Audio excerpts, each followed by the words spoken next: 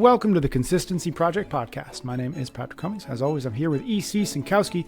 Every week on the show, we aim to simplify the science of nutrition, health, and fitness, cutting through the noise to focus on the principles and practices that will help you perform better, feel better, and of course, live better. Thank you so much for tuning into the show. Hello, and how are you, E.C.? Wonderful. How are you doing? Great. Good to see you. Good to see you as we wrap up this wonderful year. What we're going to talk about this time around, diving into common misconceptions about calories, metabolism, and weight loss, all of which can derail your health goals. We're going to cover the truth behind eating more to lose weight claims, what really happens to your metabolism during dieting, how to create sustainable weight loss without falling for diet myths, and the big question we are exploring with this episode: what really drives sustainable weight loss, and why do popular myths about metabolism and calories lead so many people astray? What do we need to know about these ideas to get into it? Yeah. I mean, there's this really tempting idea floating around in the diet space, and it's this notion of eating more to lose weight.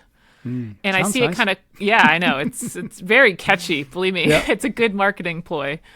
I see it kind of come up in two different ways. One is people will often go on a macros diet and sort of come out with this realization that, oh my gosh, I'm eating so much more and losing weight. So it often comes after somebody kind of starts more macros precise tracking. And then the second way that you kind of see it is when people really start to worry about starvation mode, which is this idea that when you diet, your body thinks that you're starving because you're not eating as much. And so it's going to kind of slow down your metabolism and really stop it to the point where you can't lose any weight, make any progress. We're going to kind of take a look at both of those theories. No surprise, there's some half-truths into both of those kind of observations, but also some kind of common misconceptions about them as well. All right, cool. Let's take one at a time. Let's do the first one first, which is the macros diet scenario, where people say they're eating more and losing weight. So how does that come to be? You know, you said the half truth. So like, where's the half truth and the half not truth, the half lie? Yeah, and I think there's really two things that are happening here. One is, how are they defining more?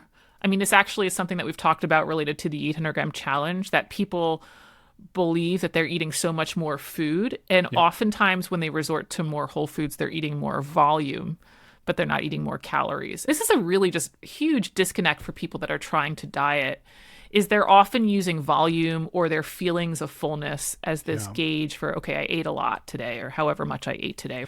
Or gosh, I have to eat 200 grams right, more. Grams before. more, right. Yeah, exactly. Yeah, I feel like I've been eating fruit all day. All day. I'm going to eat more, right? So they're really focusing on the volume and the feeling of fullness, when in reality, we actually have so many foods in our modern food environment in which the volume doesn't really match with the number of calories, because most processed foods are the scenario where it's a smaller volume or a low volume, and they're quite high in calories. And so this is how many people are so confused why they aren't losing weight, because you don't have to eat packs and packs of cookies and chips to put on weight quite easily when we eat these processed foods. So people don't have to feel very full. They might not have eaten technically a lot of bites per day, let's say, but they've often eaten way more calories than they think. So many times when people go on weight loss plans, including with macros coaches, they often are going to put them on these whole unprocessed foods. We've heard about the magic of those before. And so generally what often happens is they now have this higher volume there than where they were, not really realizing that it's lowered the number of calories. So they feel very full, and it's the fruits and the veggies and the protein that actually are less calorically dense. And so that of course is the caloric reduction that drives weight loss, even though the feeling is different. But the other thing that happens, I think, often when people go with a macros coach is that the coach helps them get out of, it doesn't have to be macros, it could be, a 3 pillars method or something else. But anyway, the coach helps the person get out of this restrict binge cycle. And so I think in my experience, what I see is that people have these rather big caloric swings, typically across a week. So if we're following someone who has a typical work week schedule, it's often that they're doing the diet, let's say on Monday to Friday, and then the weekend comes around, they want to socialize, maybe they're just sick of the gosh darn diet, and they say, whatever, I'm going to enjoy myself and I'm going to have a good weekend. So Monday to Friday, we've got the chicken on salad diet, and then Friday to Sunday, we've got the beer and the YOLO diet. The YOLO diet, the beer and the pizza diet, and the whatever happens brunch, diet. And so macro coaches, they give them these more realistic targets than the 1,200 calories that they're trying to do Monday to Friday. And so let's just say the macro coach puts them at 2,000 calories a day, where maybe the Monday to Friday they were targeting this 1,200 number. Gosh, 800 more calories per day feels like a whole new world. I mean, that's virtually 2 meals, right? So these clients are definitely eating more on those Monday to Friday days. But I'm going to tell you, when they continue that diet through the weekend, those 2,000 calories that they're targeting with their coach are actually much less than what they were consuming on the YOLO days. Because it's just super easy to hit 4,000 calories on YOLO days. I mean, super, super easy to do. So the result is, it's really interesting. The overall caloric load when we look across the week is actually lower. Their average intake is lower, despite the fact that most of the days during their week, they're eating more calories. Yeah. So it just becomes a much more sustainable plan because more days of the week they're actually enjoying it and they're not just, gnawing at their hands because they're so hungry waiting till the YOLO comes around.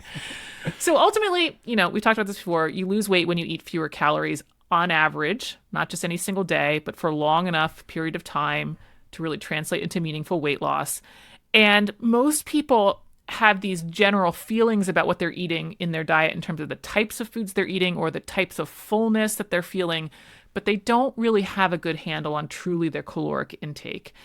And if you aren't making progress in your weight goals and yet you feel like you eat pretty good, you're going to be in kind of one of these cycles. And unfortunately, you just don't have a really good handle on your caloric intake. Got it. Okay. Starvation mode. What is that? And do people get into it on purpose? Yeah. So I kind of mentioned at the top, it's this idea, okay, you cut calories, you're trying to lose weight. Your body's perceiving this threat. Oh, shoot, I'm not getting as much energy as I should. And so then the body will go into starvation mode to prevent you from burning too many calories and really trying to work against you to keep fat or weight on the body. And it's really this idea of slowing your metabolism. And so people will say, okay, because of starvation mode, you need to eat more. And this is going to kind of maybe rev up or boost your metabolism. You'll also kind of hear this related to yo-yo dieting, that people will say, okay, if you've been on all these crash diets and you've gone through this weight loss regain process of yo-yoing, they've kind of wrecked your metabolism for the same reason. You went through these periods of starvation and now, your body's messed up and the metabolism isn't working as it should. Okay, the good news here is that starvation mode isn't preventing you from losing weight and your metabolism is not wrecked from these crash diets. Now, the partial truth, though, is that your body does change its metabolic rate, aka the number of calories that you burn. It's like, let's say that you have somebody who burns 2,000 calories a day. That person doesn't actually burn 2,000 calories a day. That's an average that fluctuates. That's going to change based on your activity. Did you work out a lot today? Did you do a lot of steps or not? It's also going to change based on how much you eat. And so this is where, yes, there's kind of this partial truth with starvation mode in that if you start to eat less, guess what? Your body is going to adjust the number of calories you burn because your body prefers to stay in homeostasis. So it will burn fewer calories for the same activity when you are in a caloric deficit, and it actually burns more calories for the same activity when you're caloric surplus. But it does this through multiple mechanisms. Really, one of them is changing the efficiency of the chemical reactions.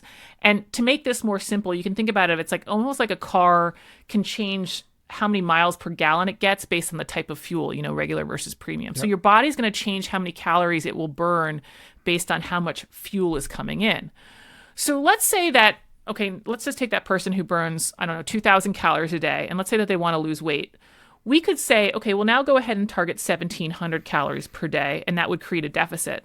And so people will then think, oh, okay, well, I'm in this 300 calorie a day deficit, and it will take, let's say, 11 days to lose a pound or something like that. That's not exactly what happens. When that person targets 1,700 calories, yes, they will be in a deficit. Will it be a deficit of 300 calories? That's a little bit less known. That's not going to be quite precise because the body has this efficiency reaction. So maybe you think you've created a deficit of 300 calories on paper, but in reality, maybe the deficit's 270, maybe it's 225. We don't exactly know. We just know that the body doesn't work out exactly like our math calculations would like. And so that's why we have to, I know, doesn't work like a spreadsheet. So this is why we can't just I plotted out this number on a paper. This is the path I have to follow. Instead, we keep checking with our body weight over time to let us know, oh yeah, I am in a deficit, even though the absolute number might not be exactly what we planned it for. So the mistake that people make with this idea of starvation mode and the body becoming more efficient is that they ultimately think it prevents weight loss. No, it doesn't prevent weight loss. It slows weight loss relative to what you might have calculated on the back of the envelope, right? It actually slows weight gain too. People forget about that positive effect of it. But anyway, It's good to just kind of reality check ourselves and remind ourselves that if starvation mode really prevented weight loss, then nobody would be able to lose weight. Yet we see people are able to do that all the time. So the body adjusts, but it doesn't adjust in a perfect way. That if you create a 300 calorie day deficit, it doesn't block, that whole deficit. It kind of blunts it to varying degrees. And so you just want to keep thinking about it at some point of reducing calories and really doing that in a consistent way, which is the piece that most people are missing, not necessarily this metabolic adaptation. But at some point of reducing calories, you will ultimately lose weight. It just, again, might not be exactly like how you predict it should work out based on the numbers that you're calculating. Got it. You mentioned yo-yo dieting, and I think the belief, perhaps untrue, that what it's doing or what it could do is wreck your metabolism. So what are your thoughts on yo-yo dieting in terms of the real negative effects of it? Yeah, exactly. It doesn't really wreck your metabolism. That's not the problem with yo-yo dieting. The body is remarkably resilient. Even in some pretty severe caloric deficits, there isn't this permanent, lasting metabolic impacts and damage. I think the problem with yo-yo dieting is really the psychological one. It's all of those failed attempts that really start to add up and to get into someone's psyche of like, oh, I can't do this, right? Dieting is not for me. And so with each weight regain, it's reinforcing that idea. When a lot of diet success, we talked about this in the podcast with Adam Bourne, it's that initial belief that you can do this, that you have the true belief in yourself that you are a healthy person, you can identify as one. And I think that's a harder and harder belief to cultivate the more failures you have, right? The other thing about yo-yo dieting is that many times with each cycle, people tend to gain a little bit more weight on the upswing. So it's not just that they gain the weight back, they tend to kind of overshoot where they were. And the more weight you put on, the more difficult it is to get off. It's just longer time to take it off.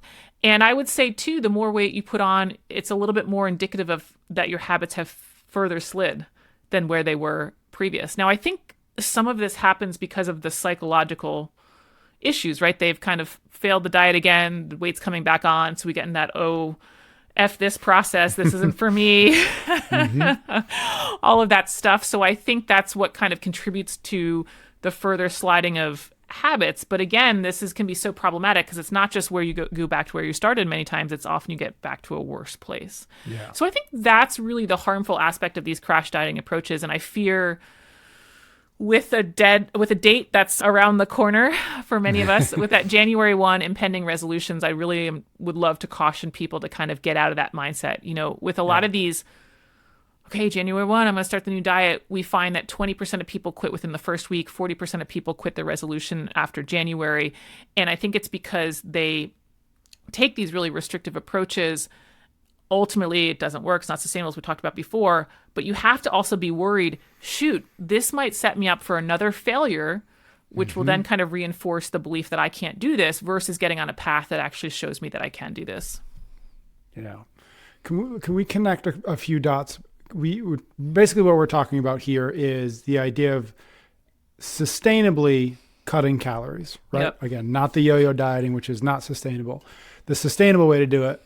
And something we've talked about before, which is like maintenance mode, the idea of like, here are my maintenance calories. Numbers, yeah. Can you connect those two dots? Like when does a person get to stop cutting calories and move into maintenance mode? Or is it, those are actually synonymous? Those are in some way the same thing. Yeah. It's a common question I get a lot is like, how long am I going to be in this caloric deficit? And people, and it's a good question, right? Like, this is not fun. I don't want to do this. Like, how long do I have to do this? And people have a concern with it too, because it's a little bit related to that starvation mode theory. Like, oh gosh, if I'm in this deficit for a while, like, am I harming metabolism? And on they go. One of the things I like to remind people before I directly answer your question, if you're not losing weight, you're not in a caloric deficit. Weight loss is what defines you being in a caloric deficit, not what your app says, not what the number of calories you're eating says, and definitely not the number of calories that you're logging that you're eating says, right?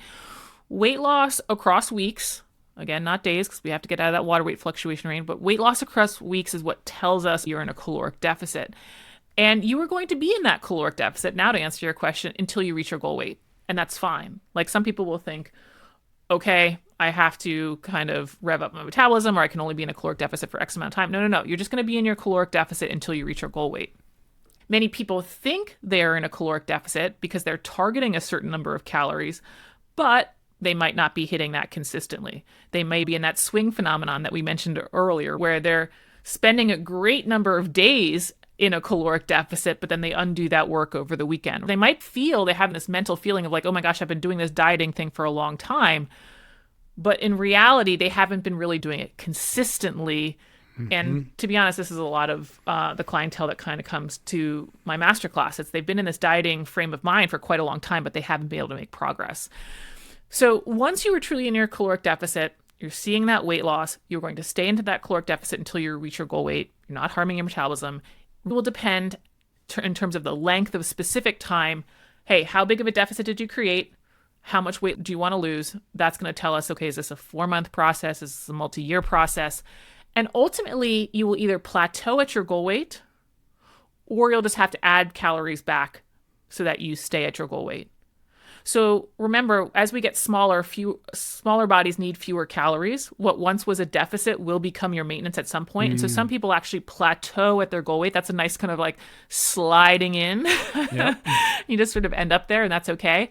Now, some people will actually pass their goal weight. Guess what? We just add calories back to the diet until you get up to your goal weight, and then you stop there. Got it. Okay. So you mentioned the new year coming, sort of the ultimate diet starts on Monday for a lot of people, weight loss on a lot of people's minds.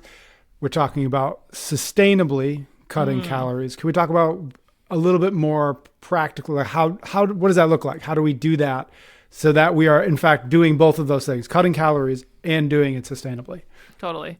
Yeah, this is the bread and butter of what we talk about all the time. And I guess we don't use much bread and butter. It's more of the fruits and veggies and the whole protein sources, right? We're going peanut butter and celery. It's the peanut butter and celery. No, I don't know. Actually, it's going to be more, nuts and seeds. But yeah, it's going to be this whole unprocessed food idea that we need to be filling up most of those calories with our whole unprocessed foods. Of course, is the process that we go through in gory detail in my masterclass. And so that's where we really need to make sure that we're not just looking at, hey, what's this caloric target, but how are we filling up those calories with our food choices? But in addition to that, you're going to need to make sure that within those calories, besides all those fruits and veggies and wonderful protein sources, that yes, you do have room for processed and junk foods that you enjoy. We talked about this recently kind of in the protein and satiety episode, that diet success is not just about feeling full. That's certainly a powerful aspect and a lever that we use all the time. But it's also about diet satisfaction. It's also about enjoying your diet. I had a recent clip on social media from our sweetener episode about Diet Coke and talking about, how many cans of Diet Coke somebody can drink. And somebody commented back, well, they don't drink Diet Coke because there is no need for it from a health perspective. And I just sort of had this thought to myself, you sort of missed a key part of diet success.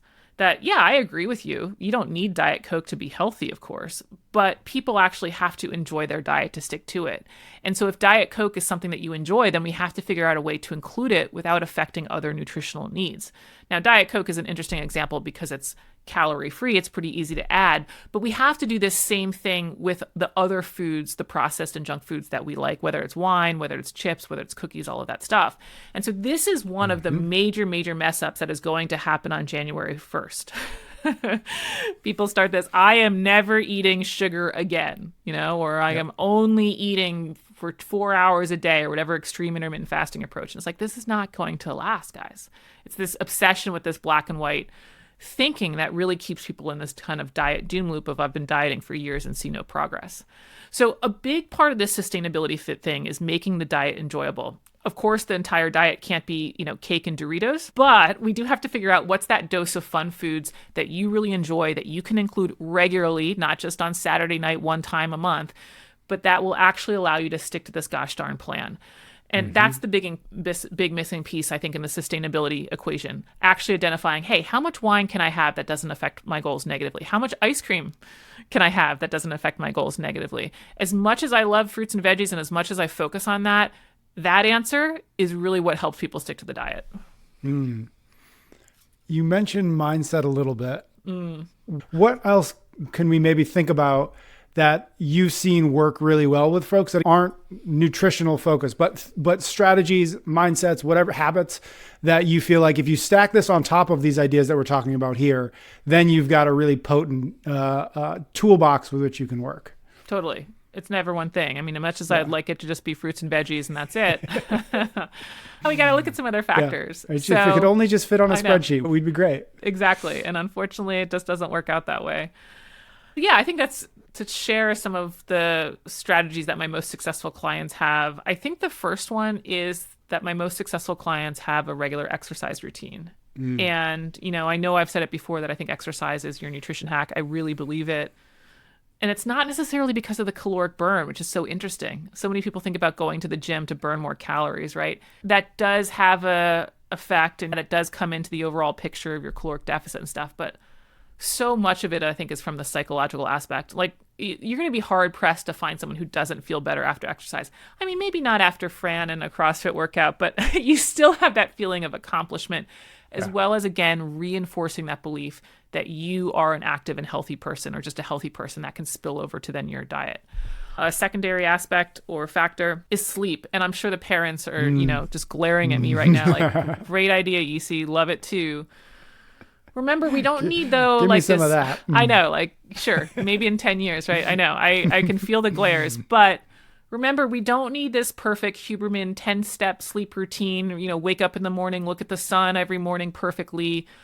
Let's just start with maybe, we can get away from some of this perfection around sleep. Maybe we're just cutting back at, hey, I tend to scroll on Instagram for an extra 30 minutes after the kids go to bed. Okay, we got to cut that out. We just got to go to bed, because guess what? Your appetite and your energy levels the next day will thank you for sure.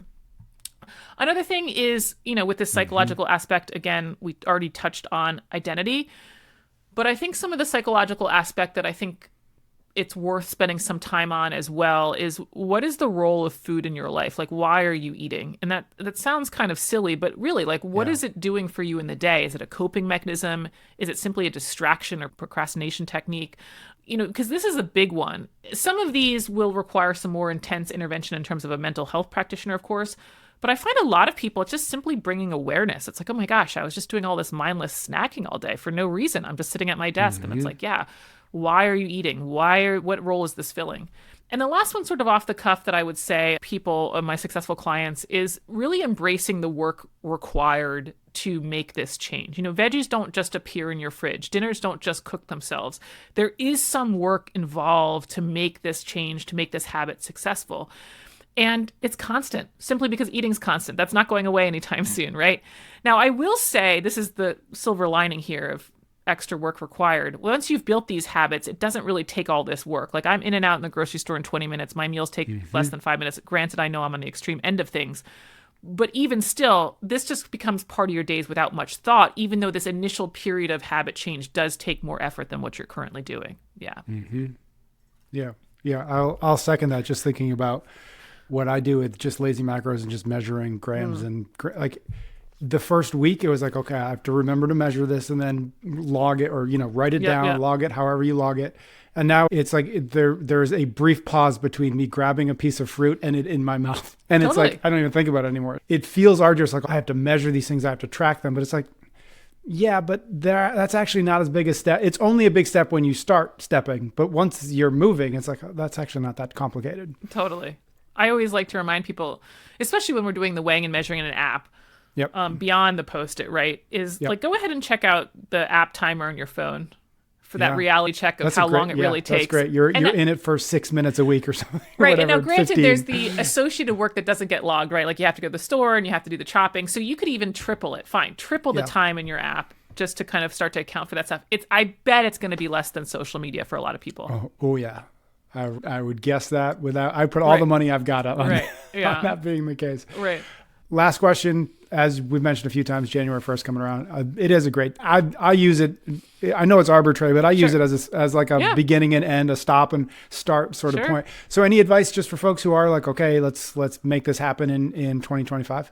Yeah. I mean, I'm not against January 1 resolutions. I think there is something to just motivation and time, and ride the motivation high while you have it. Go for it. Exactly. Yep. But let's be realistic and don't try to do it all at once. I mentioned a lot of different tips here. So, like, let's not increase our fruit and vegetable consumption, cut calories, add a new workout routine, go to bed at 8 p.m., like, journal every night about why you're eating. Like, and I think that's also what happens. Besides some extreme choices, we also are like, I am now the perfect person.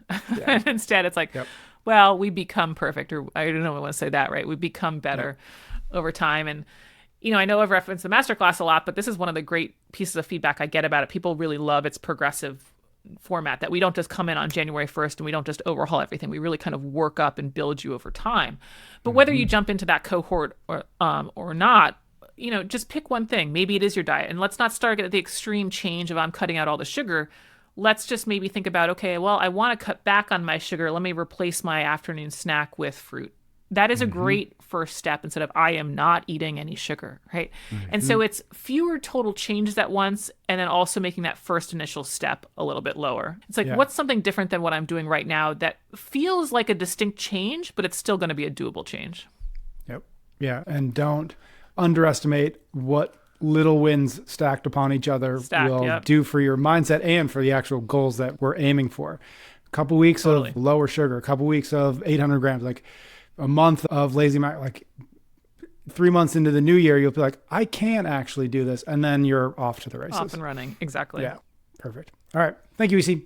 Thank you, everybody out there, for listening. Thank you for your ratings and your reviews. Especially thank you when you share the show with your friends or your gym mates. That's the best way for new folks to find the conversations that we're having. So we thank you in advance for doing so. EC and I will be back with a brand new episode of the Consistency Project podcast next week.